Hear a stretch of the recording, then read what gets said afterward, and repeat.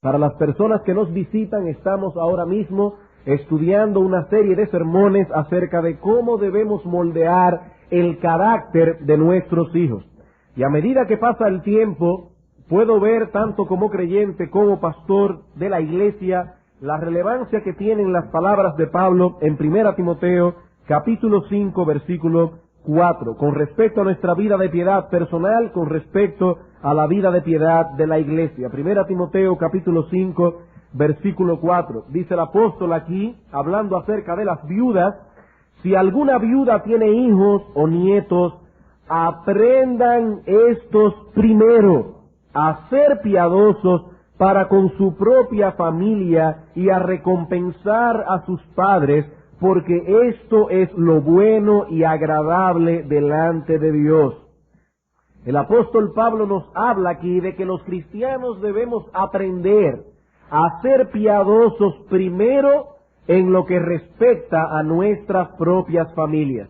Y aunque el apóstol no está hablando allí específicamente de la crianza de los niños, sin embargo, sus palabras son pertinentes en cuanto a todo lo que pertenece a la vida familiar. La verdadera piedad de un hombre y de una mujer se ha de manifestar en su aspecto más visible en el contexto de sus relaciones familiares. No estamos diciendo con esto que las relaciones familiares conforman el aspecto más importante de nuestra vida de piedad. No, eso no es lo que estamos diciendo. El aspecto más importante de nuestra vida de piedad es, sin duda alguna, el de nuestra relación personal con Dios. Pero lo que estamos diciendo es que esa piedad se ha de manifestar en su aspecto más visible a los demás en el contexto de sus relaciones familiares. Nadie puede ver mi corazón en cuanto a mi relación con Dios, pero muchos sí pueden ver mi relación con mi esposa, mi relación con mis hijos y el resultado de lo que la crianza de mis hijos está haciendo en ellos. Y puede ser de mis hijos o de los hijos de quien sea, estamos hablando de la familia en sentido general. Es allí, en las relaciones familiares y no en ningún otro lugar, donde se ha de probar la verdadera piedad de un hombre, de una mujer, de un joven o de un niño. Y una prueba adicional de esto la encontramos en la misma carta a Timoteo, en las cualificaciones que Pablo enumera como esenciales para los ministros del Evangelio. En 1 Timoteo 3 encontramos el retrato de un hombre piadoso. ¿Y qué nos dice Pablo allí?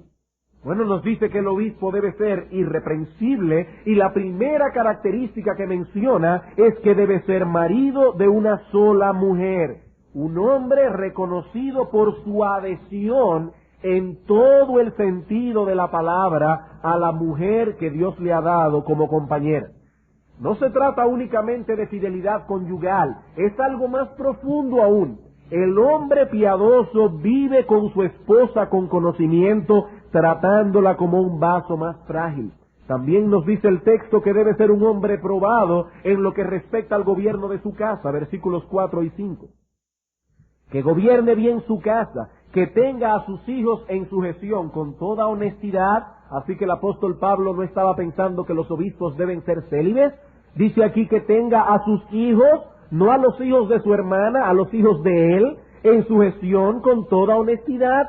Pues el que no sabe gobernar su propia casa, ¿cómo cuidará de la iglesia de Dios? Pero hay algo que debemos notar en el texto, algo indirecto.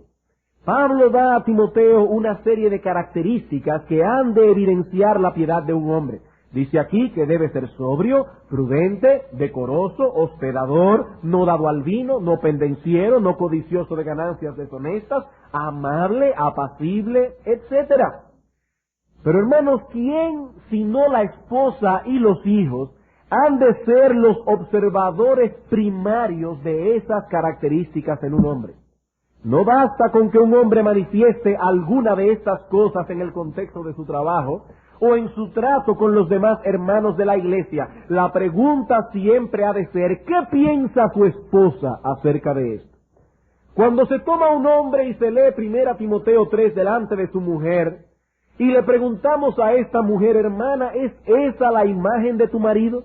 El apóstol Pablo está hablando allí de tu esposo, y si ese hombre tiene hijos grandes, ya que puedan ser independientes por sí mismos, que tengan un proceso independiente de pensamiento, preguntarle a los hijos también, ¿es esta la imagen de tu padre? ¿Es así que él reacciona en la casa? ¿Es un hombre sobrio, prudente, decoroso, hospedador, amable, no pendenciero? Hermanos, ¿a dónde queremos llegar con esto? A demostrar la validez que tienen las palabras de Pablo en 1 Timoteo 5:4 en esta serie de sermones. Los creyentes deben aprender a ser piadosos primero para con los miembros de su familia. Primero para con los miembros de su familia. Así que la piedad de un hijo, por ejemplo, sobre todo si es adolescente, se manifestará por el esfuerzo que hace de honrar a su padre y a su madre. La piedad de un hombre se manifestará en el trato con su esposa, en la forma en que se dedica a educar a sus hijos en el temor de Dios. La piedad de una mujer se evidenciará por la capacidad que posee de someterse a su marido, de cuidar bien su casa, de ser un ejemplo para sus hijos, en que tiene un espíritu afable y apacible que es de grande estima delante de Dios. Allí es que se ha de manifestar la piedad de una mujer. Hermanos, no se mide la piedad por la cantidad de conocimiento que una persona posee. No se mide la piedad por su capacidad de transmitir a otros verdades bíblicas o por lo mucho que se involucra en las actividades de la iglesia. Muchas veces todas estas cosas no son más que sustitutos de la verdadera piedad. Sustitutos de la verdadera piedad. Pablo nos dice, aprendan a ser piadosos primero con vuestras propias familias. ¿Saben, hermanos, cuándo podemos decir que una iglesia está creciendo en piedad? ¿Cuándo una iglesia está creciendo en piedad? ¿Cuando está llena de personas? ¿O cuando multiplica sus ministerios? Tiene ministerios de esto, tiene ministerios de aquello, tiene programas de radio, tiene programas de televisión. ¿Es así que se mide la piedad de una iglesia? Hermanos, una iglesia está creciendo en piedad cuando las familias que las componen están caminando cada vez con más determinación hacia el modelo que la Escritura presenta acerca de lo que es un hogar conforme al modelo bíblico, un hogar a la manera de Dios. ¿Y cómo es un hogar a la manera de Dios? Bueno, en un hogar que está conformado a la manera de Dios, hay un hombre que es un hombre.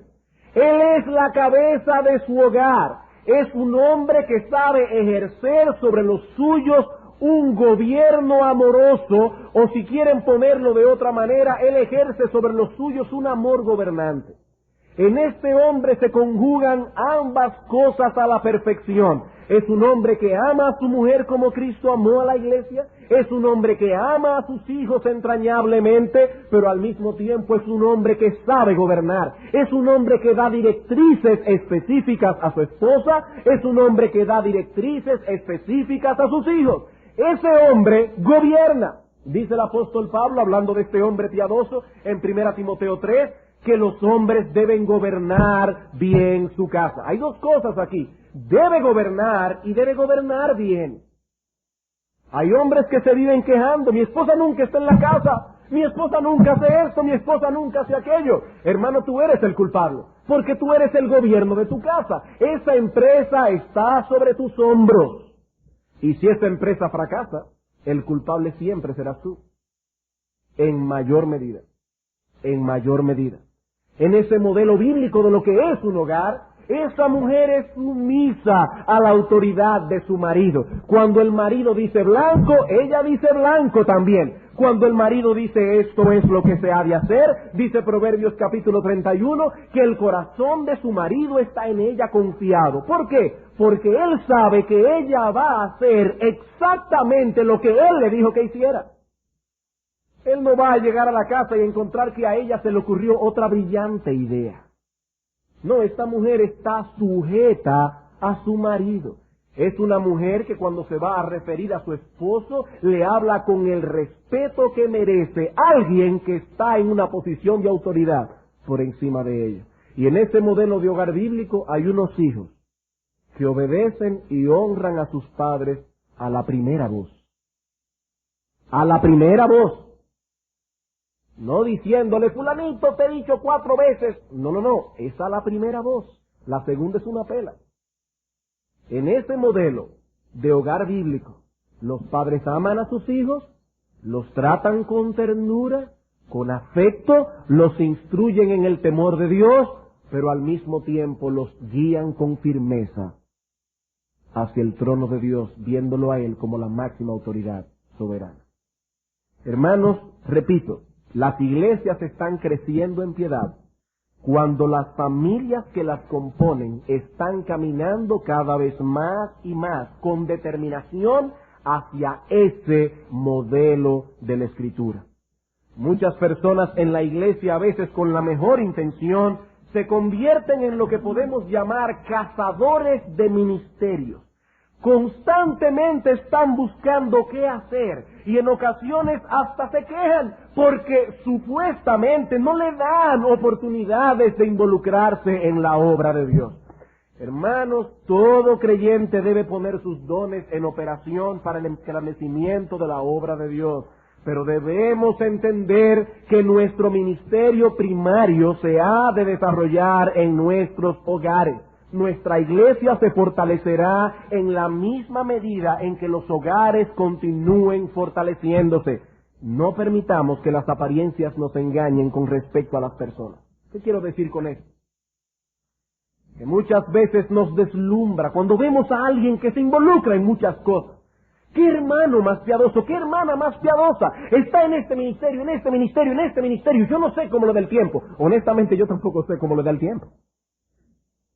Hermanos, no nos dejemos engañar por las apariencias. Nos deslumbra cuando vemos que alguien canta en un coro o que da clase de escuela dominical y entonces comenzamos a quejarnos en el corazón. Ahora en la iglesia no hay un coro y no puedo poner mis talentos en operación. Y otros dicen y otro dice, los pastores no se han dado cuenta de las capacidades que poseo para esto y para esto. Ellos quieren hacerlo todo. Hermanos, ¿en qué ayuda a un joven estar activo en esto y en lo otro cuando tal joven no ha aprendido todavía a funcionar como un hijo piadoso en su casa? Cuando sus padres, sean creyentes o inconversos, tienen quejas justas por la irresponsabilidad que ese joven manifiesta en el hogar, porque es un joven respondón. Pero entonces lo vemos en la iglesia, él es miembro del Orfeón, él es miembro del coro, da clase de escuela dominical, hace esto, hace aquello. Y los hermanos dicen, qué joven más piadoso. Y en algunas iglesias hasta lo animan para el ministerio pastoral. No, hermanos. Eso no es lo que la Biblia llama piedad.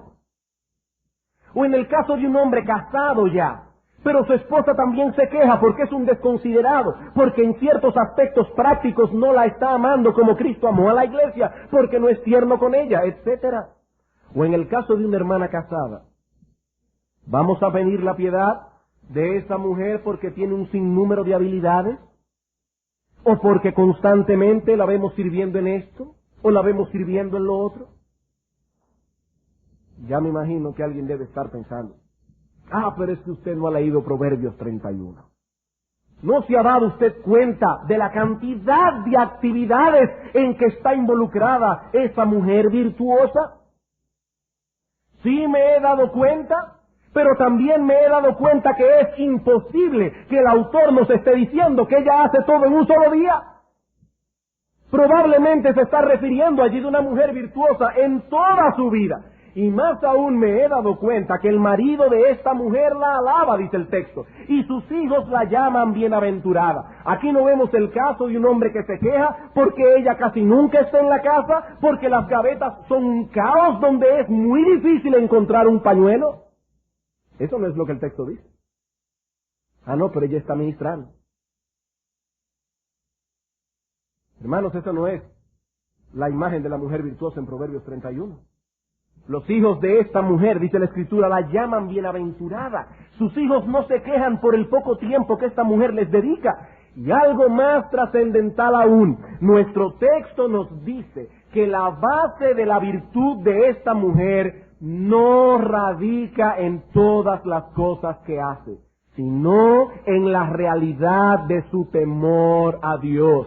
Dice al final, vana es la hermosura, pero la mujer que teme a Jehová, ésta será alabada. He allí la base de la virtud de esta mujer.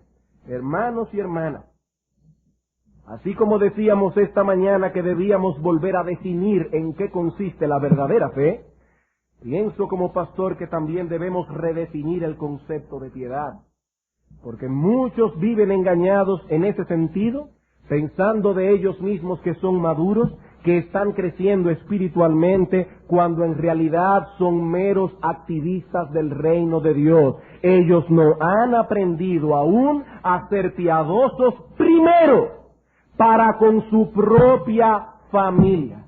Recuerden, es en el contexto de las relaciones familiares que los creyentes manifiestan realmente lo que son, no aquí, en sus casas. Es allí donde un hombre es lo que es. Es allí donde una mujer es lo que es. Y es aquí precisamente donde radica la importancia de esta serie de sermones.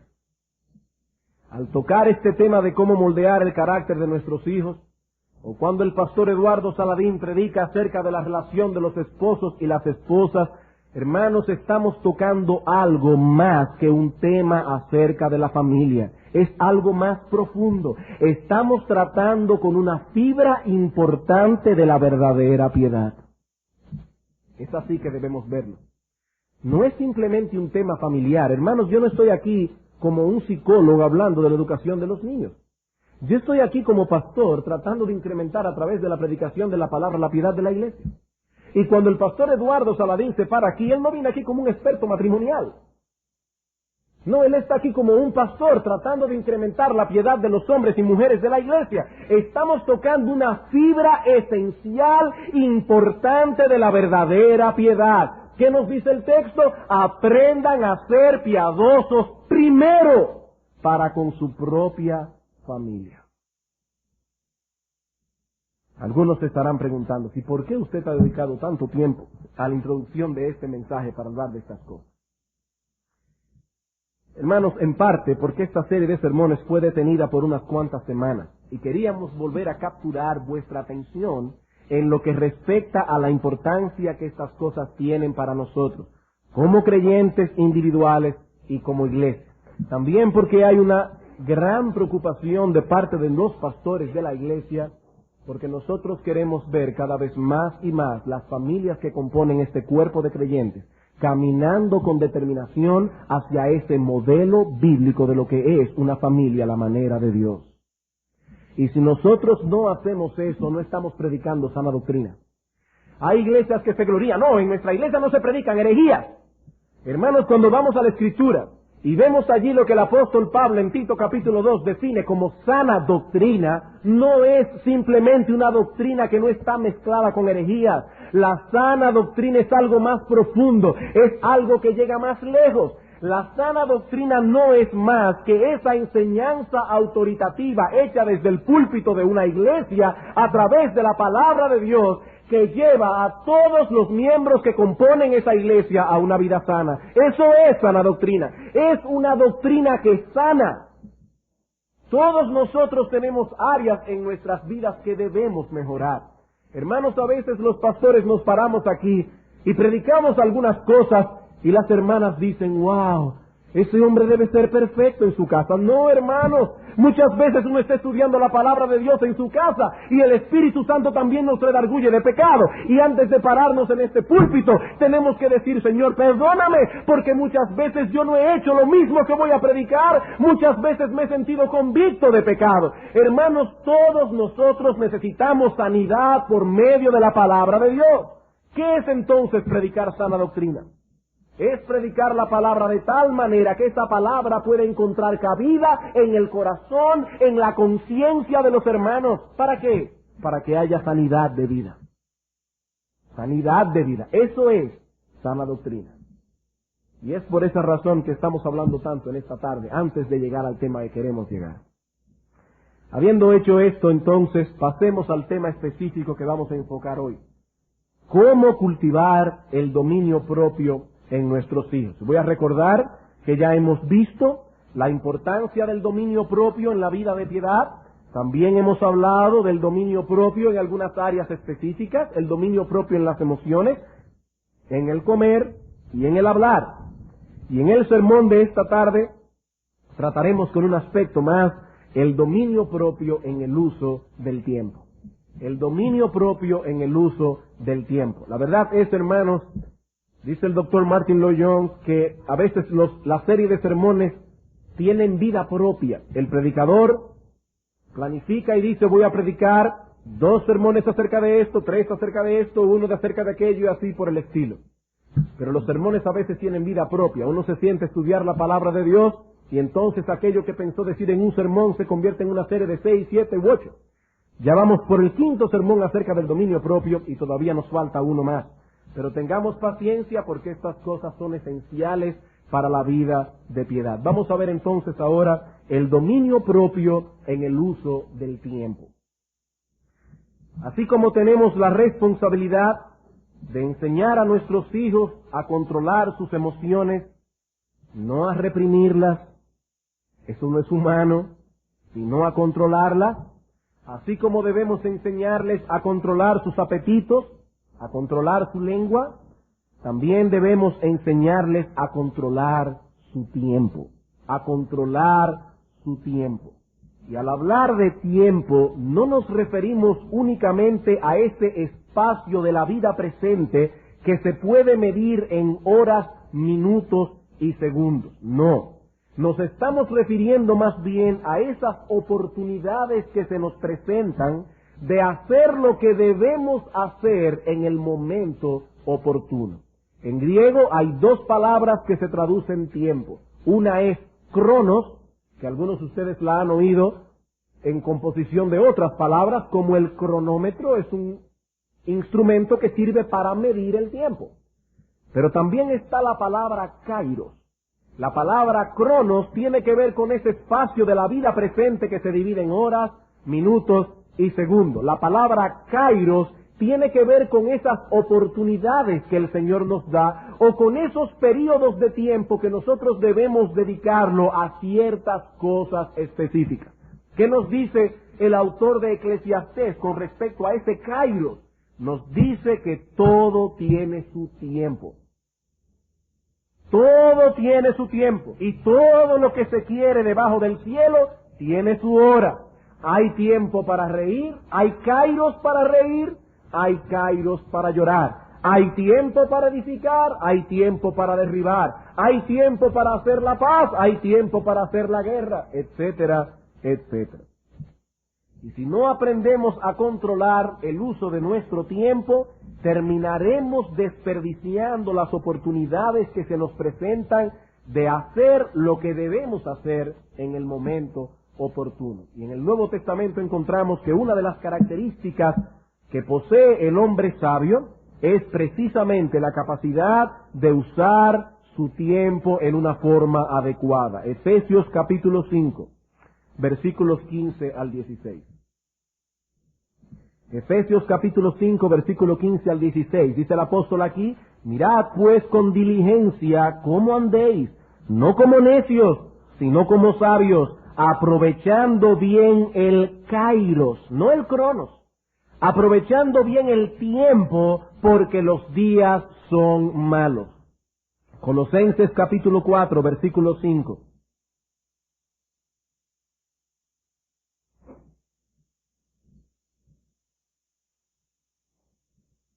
Colosenses capítulo 4, versículo 5. Andad sabiamente. Una vez más, se conecta la sabiduría con el buen uso del tiempo. Andad sabiamente para con los de afuera, redimiendo el tiempo. ¿Qué significa la palabra redimir? Nosotros decimos el Señor nos redimió. El Señor vino a obrar una obra de redención. Y lo que estamos diciendo es que el Señor vino a salvarnos. Por lo tanto, redimir significa salvar. redimir el tiempo es exactamente lo contrario a perderlo. Redimir el tiempo es exactamente lo contrario a perderlo. Y en esa acción de redimir o salvar el tiempo, hay por lo menos 4 elementos que deben estar envueltos o seremos hallados culpables de desperdiciar uno de los recursos más valiosos que Dios nos ha dado para servirles. Hermanos, el tiempo es inmensamente valioso. ¿Saben por qué? Porque se trata de un recurso no renovable. El tiempo es valioso porque se trata de un recurso no renovable. Una vez perdido, ya no se puede volver a recuperar. Por ello, el hombre sabio se caracteriza por el buen uso que hace de ese recurso que Dios ha puesto en sus manos. ¿Y cuáles son esos 4 elementos que están envueltos en la tarea de redimir el tiempo? Bueno, en primer lugar, redimir el tiempo presupone que nosotros sabemos qué hacer con el tiempo. En primer lugar, redimir el tiempo presupone que nosotros sabemos qué hacer con el tiempo, en qué cosa debemos ocuparnos y cuáles cosas debemos pasar por alto. Una persona que no posea prioridades claras en su vida difícilmente podrá redimir el tiempo. Hay personas que en realidad no llevan sus vidas, la vida se los lleva a ellos. Ellos no tienen un plan, ellos no tienen prioridades. Y al no tener una escala de valores en cuanto a cuáles son las cosas que realmente son importantes y cuáles son secundarias, terminan siendo atraídos no por aquellas cosas que son prioritarias. Oigan, hermanos, esto muy bien. Las personas que no tienen una escala de valores definida acerca de lo que es importante y acerca de lo que no lo es, terminará siendo atraído no por aquello que es prioritario, sino por lo que más apele a su carácter o temperamento peculiar. Y eso es peligroso. ¿Cuál será el resultado final de ese patrón de conducta? Que muchas cosas que son trascendentales para su propia piedad y la piedad de su familia serán pasadas por alto y probablemente se dé cuenta del error cometido cuando ya no se pueda hacer mucho para poder remediar el mal que le ha sobrevenido. Se dará cuenta muy tarde. Y en ese sentido, hermanos, cuidado con lo que vamos a llamar a partir de esta noche la tiranía de las oportunidades. Hermanos, cuidado con la tiranía de las oportunidades. ¿Qué queremos decir? Que muchas veces se presentarán en nuestras vidas grandes oportunidades que tendremos que pasar por alto con miras a lograr las metas que nos hemos trazado. Pero hermano, es que es una gran oportunidad y las grandes oportunidades se presentan una sola vez en la vida.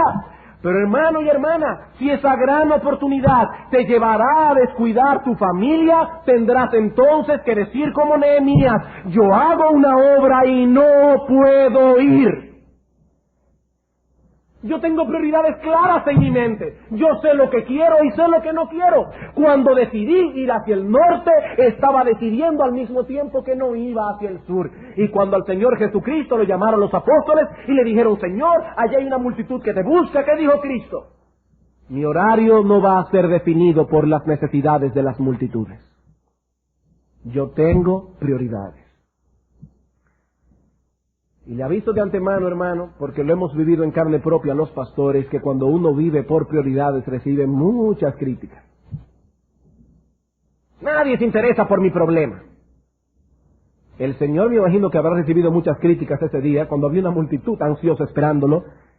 Con enfermos, eran prioridades reales, eran necesidades verdaderas.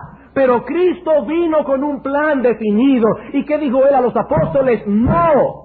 Yo he venido a predicar también a otras ciudades. El horario de mi obra no puede ser determinado por las necesidades de las multitudes. No, y 100 veces no.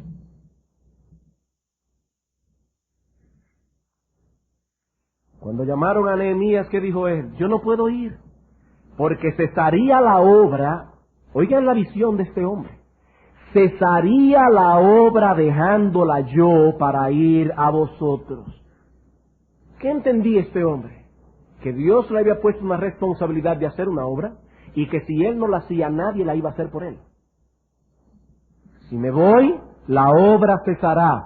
Hermano, hermana, las horas que perdiste dejando de orar por la salvación de tus hijos, instruyéndolos en el temor del Señor, nadie las recuperará por ti. Va a cesar la obra por haberla dejado tú.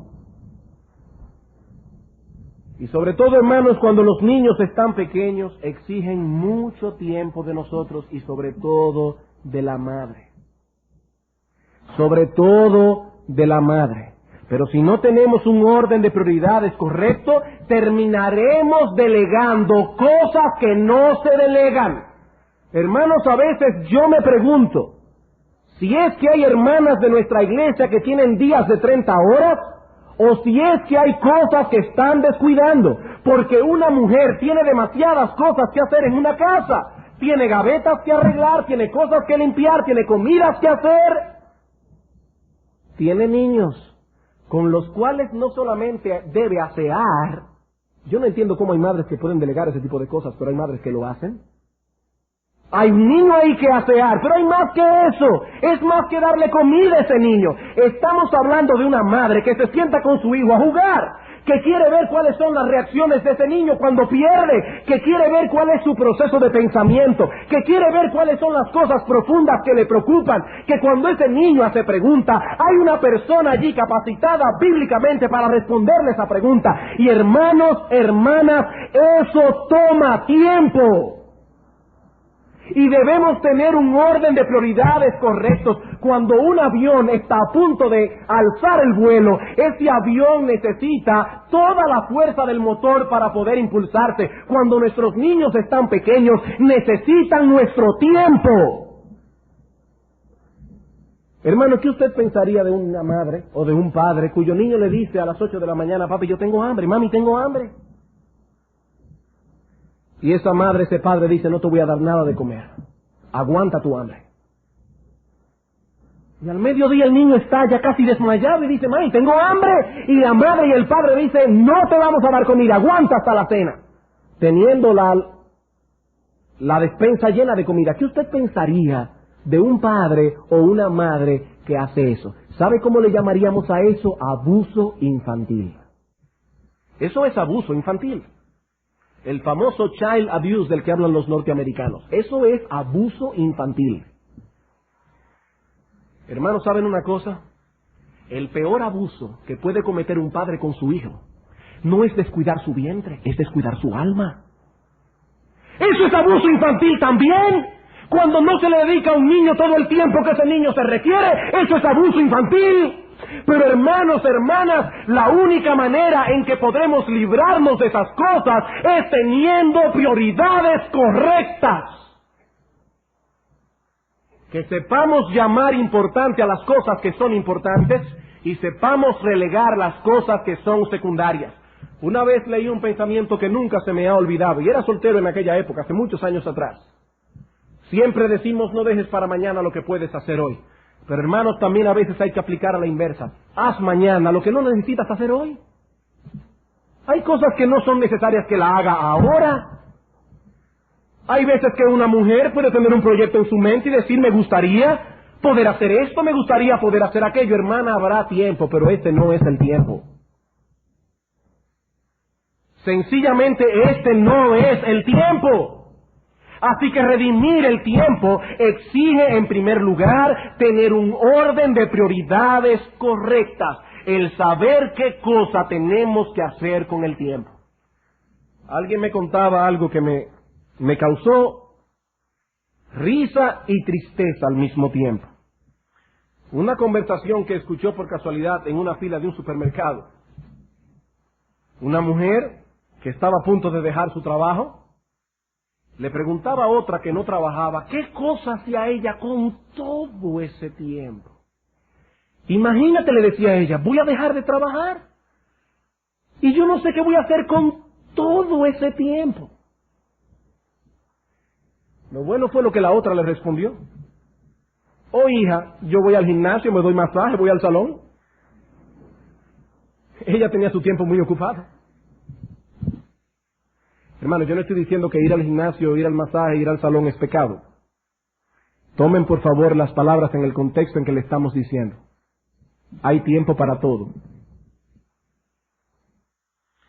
Obviamente, estas mujeres no tenían ni idea acerca del verdadero valor del tiempo. Una mujer piadosa nunca pregunta qué va a hacer con su tiempo. Nunca pregunta eso. Porque ella sabe lo que tiene que hacer con su tiempo. En el sentido no de poner en orden sus prioridades, me refiero en el sentido de decir, yo no sé qué voy a hacer con mi tiempo. No, las mujeres piadosas normalmente no saben dónde van a arañar para encontrar un poco de tiempo. Como me decía una hermana en estos días, que la directora de un colegio cristiano, no aquí por si acaso en el país, sino fuera del país, le preguntó, pero usted no se aburre en la casa todo el día. Y ella le respondió, en realidad, yo no tengo tiempo para aburrirme. A mí no me da tiempo para aburrirme. Hermanos, el aburrimiento es una falta de piedad. Una persona que tenga tiempo para aburrirse debe revisar sus prioridades. Usted tiene tiempo para aburrirse. Debe revisar sus prioridades. En segundo lugar, redimir el tiempo implica por necesidad una alta valoración del tiempo mismo. Redimir el tiempo implica por necesidad una alta valoración del tiempo mismo. En palabras más sencillas, lo que queremos decir es que hay una frase que no se debe oír en los labios de un hombre y una mujer piadosa. ¿Saben cuál es? Aquí matando el tiempo. Las cosas valiosas se cuidan. Y no olviden, el tiempo es un recurso no renovable. El tiempo es un recurso no renovable. Pero mis hijos están pequeños todavía. Hermano, hermana, a la vuelta de la esquina estarás desfilando con ellos en un altar. Y ya se acabó tu tiempo. En tercer lugar, redimir el tiempo implica no solo el hacer lo que debemos hacer en su momento oportuno, sino también hacerlo de la mejor manera, utilizando al máximo esa oportunidad que Dios nos ha brindado. No solamente hacer lo que debemos hacer, sino hacerlo de la mejor manera. Sea que estemos teniendo nuestra devoción personal diaria, sea que estemos lidiando con nuestros hijos, o que estemos desempeñando algún trabajo. O saben una cosa, aún sea tomando vacaciones, porque hay tiempo para tomar vacaciones, hay tiempo para descansar. Sea que estemos haciendo lo que estemos haciendo, redimir el tiempo es sacarle el máximo de provecho a esa oportunidad que Dios nos ha dado. Eclesiastés capítulo 9, versículo 10.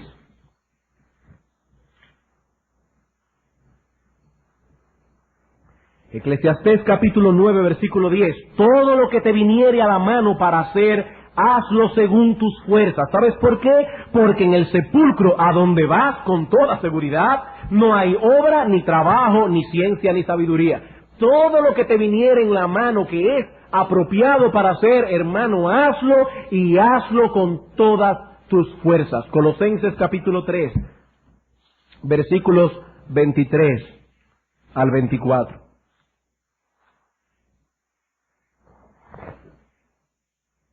Colosenses capítulo 3, versículo 23 al 24. Y todo lo que hagáis, hacedlo de corazón como para el Señor y no para los hombres, sabiendo que del Señor recibiréis la recompensa de la herencia, porque a Cristo el Señor servís.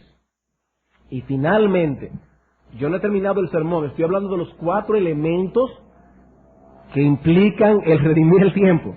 O sea que finalmente, en cuanto a esos 4 elementos, redimir el tiempo significa que seremos sensibles acerca de la maldad de nuestro pecado cuando seamos negligentes en el buen uso de nuestro tiempo y de las oportunidades que Dios nos da. ¿Qué es redimir el tiempo?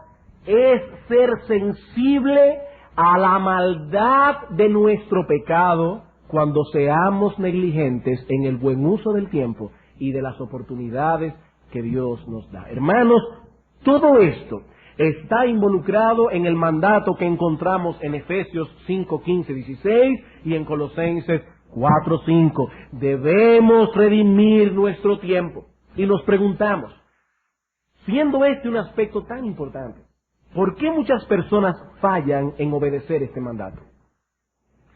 En parte ya hemos respondido esta pregunta. En algunos casos, porque estas personas carecen de un sentido de propósito y prioridad.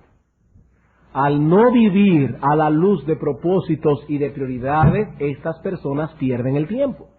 ¿Por qué? Porque se dedican a hacer cosas secundarias descuidando cosas primarias.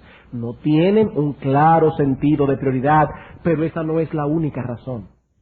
Esa no es la única razón. Porque, hermanos, yo puedo decir, y permítanme aquí como un loco, alabarnos un poco. Yo puedo decir, hermanos, que desde este púlpito, los pastores de la iglesia, y no solo quien les habla, los pastores de la iglesia han hablado sobreabundantemente acerca de estas prioridades. Yo estoy seguro que los hermanos miembros de esta iglesia no se están desayunando ahora con estas cosas. Se han hablado. Así que no es ignorancia. Entonces, ¿cuál es el problema? Bueno, sencillamente, en muchos otros casos dejamos de redimir el tiempo, sencillamente por falta de dominio propio. Y es ahí donde encaja este asunto con el tema que estamos tratando. Se falla en redimir el tiempo por falta de dominio propio. Sabemos lo que debemos hacer, pero no tenemos deseos de hacerlo. Punto. ¿Recuerdan, hermanos, la definición que dimos al principio de esta serie acerca de lo que es el dominio propio? En aquella ocasión dijimos que el dominio propio no es otra cosa que el predominio de los principios bíblicos sobre nuestros deseos y sentimientos. Eso es tener dominio propio. Es el predominio de los principios bíblicos sobre nuestros deseos y sentimientos.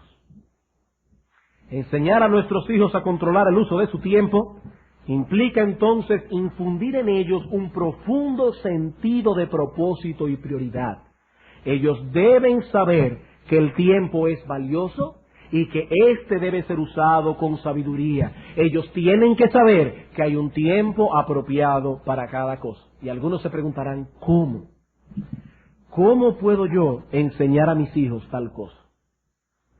He aquí, hermanos, 3 sugerencias prácticas. ¿Cómo podemos enseñar a nuestros hijos a ser controlados en el uso de su tiempo? Primer consejo práctico, en primer lugar, asígneles tareas que sean apropiadas conforme a la edad de cada uno y vigile que esas tareas sean llevadas a cabo con diligencia. Noten lo que estamos diciendo. Tareas que sean apropiadas conforme a la edad de cada uno. No mande a su hijo de 3 años al colmado a comprar una cosa, porque lo más que puedan hacer es robarse al niño. Estamos hablando de asignar tareas conforme a la edad de cada uno. No podemos pretender que nuestros niños de 2 y 3 años tengan tampoco su tiempo lleno de actividades. Hay personas que tienen a sus hijos en una actividad constante, todo el tiempo están haciendo algo. Salen de una clase de una cosa y se meten en una clase de otra, y luego en una clase de otra, y luego en una clase de otra. Terminarán siendo genios. Pero yo me pregunto, ¿terminarán ustedes teniendo un hijo en la mano? ¿Tendrán un hijo finalmente en la mano conforme al carácter que Dios pide de él? No, hermanos, nuestra responsabilidad como padres no es llenar todo el horario de nuestros hijos con actividades. Cuidado con eso. Eso no es redimir el tiempo. Eso es, por un lado, esperar de ellos más de lo que pueden dar, y por el otro lado, penosamente, muchas veces es para quitárnoslo de encima. No siempre, pero muchas veces. Hermanos, nuestros hijos necesitan tiempo para jugar, necesitan tiempo para realizar las pequeñas tareas que usted le ha asignado, necesitan tiempo para descansar, son niños. Pero aún los niños deben saber que hay ciertas responsabilidades que deben cumplir y que se irán complicando a medida que vayan creciendo.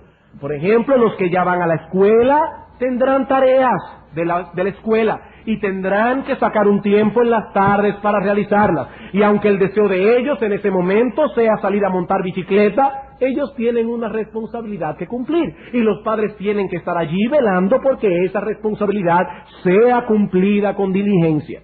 Igualmente deben aprender nuestros niños a tener sus cuartos ordenados. Ellos deben aprender a hacer la cama. Yo tengo 2 servicios en mi casa. Bueno, está bien, hermano, hermana. Levantarás hijos inútiles. Aquí no estamos hablando de tener un servicio en la casa. Aquí estamos hablando de educar a nuestros hijos en el temor de Dios. Y nuestros hijos deben saber que ellos tienen responsabilidades que cumplir en su casa. Aunque usted tenga 15 servicios. Ese no es el problema. Ese no es el problema. ¿Para qué estamos educando a nuestros hijos? Para que mañana se casen y sean unos tiranos que llegan a las 5 de la tarde, se quitan los zapatos, lo levantan en una mesa y comienzan a dar órdenes.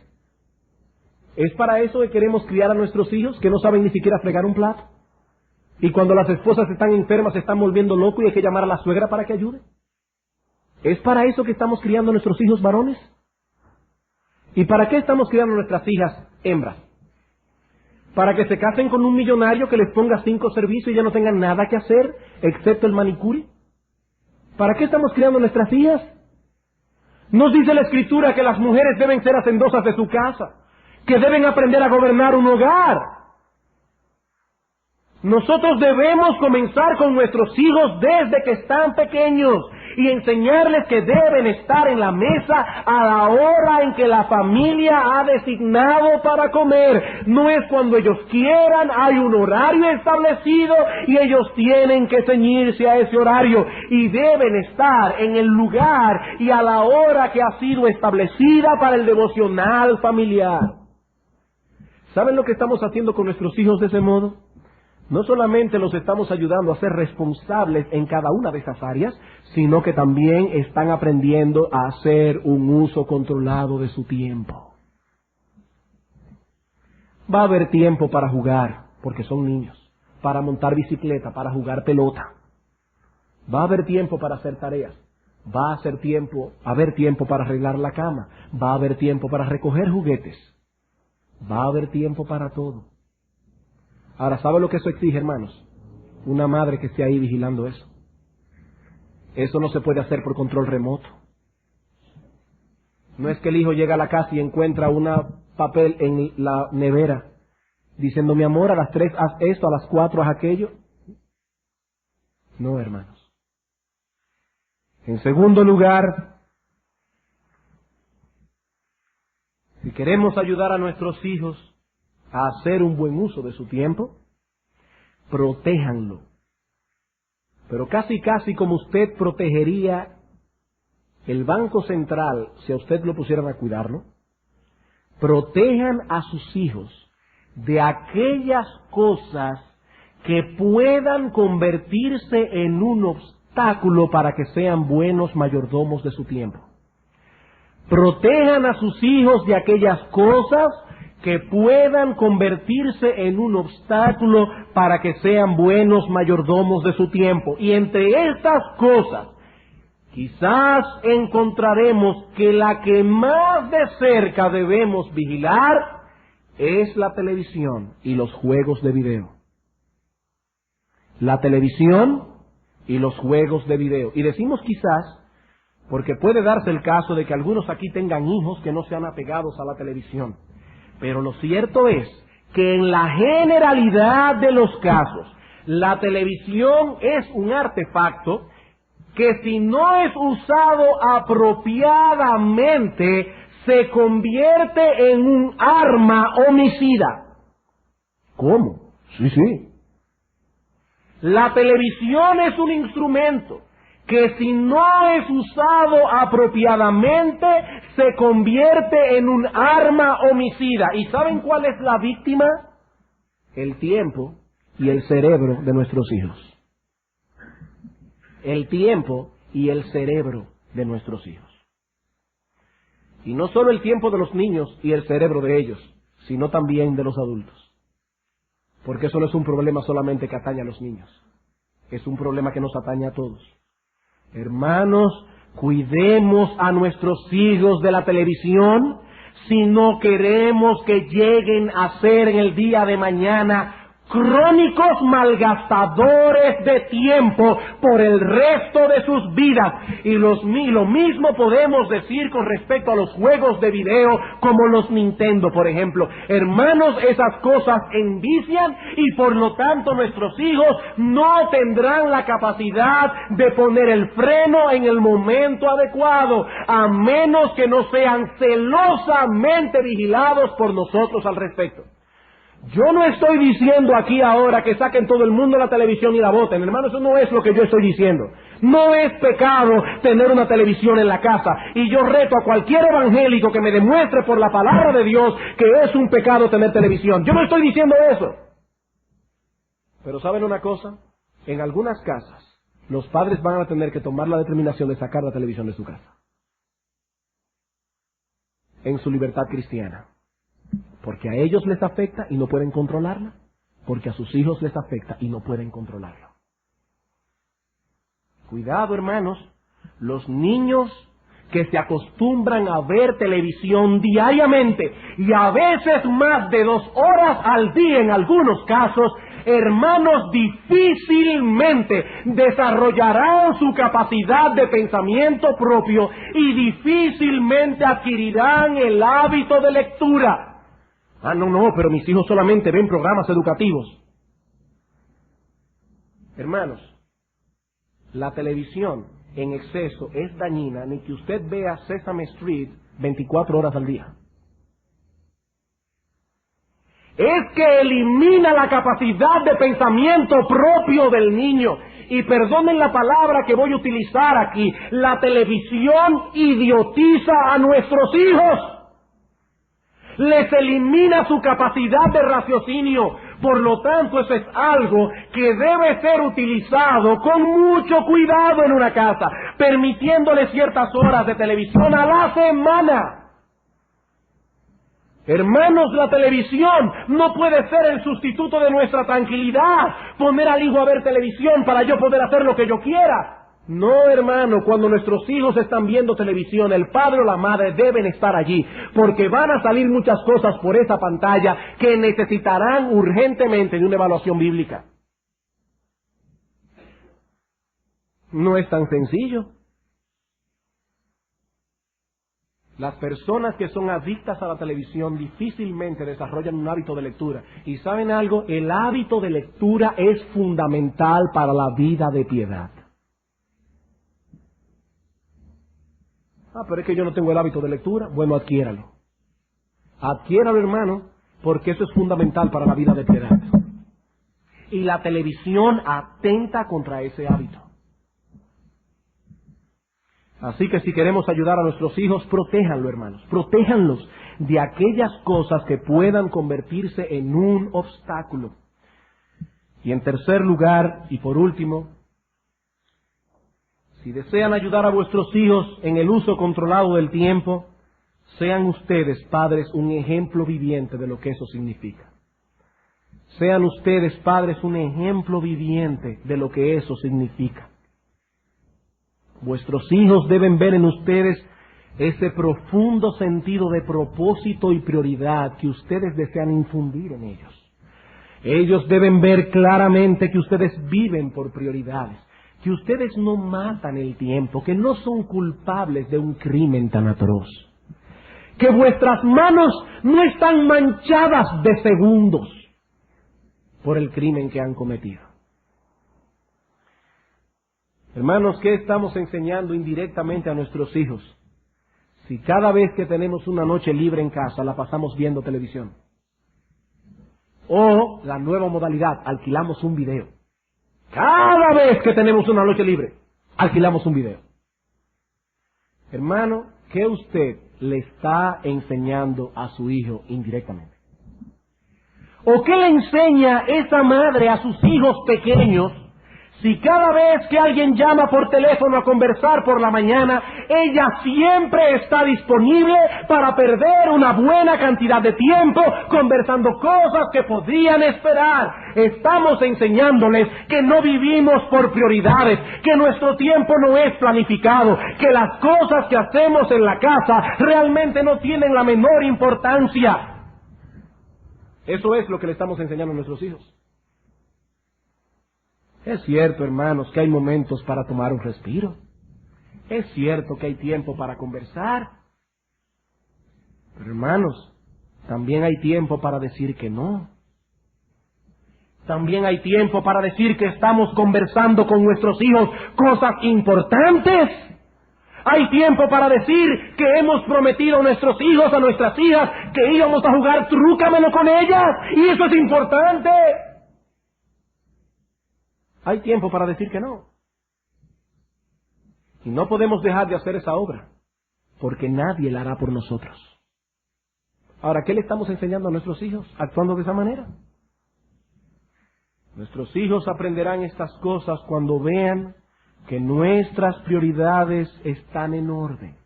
Cuando perciban que nuestra vida no es un conjunto de actividades desordenadas, hechas casi todas a la carrera porque no planificamos las cosas. Y no olviden que de ese aprendizaje dependerá si ellos han de guiar su vida como hombres y mujeres sabios o si serán insensatos. Busquemos Efesios una vez más. Capítulo 5. Versículos 15 al 16.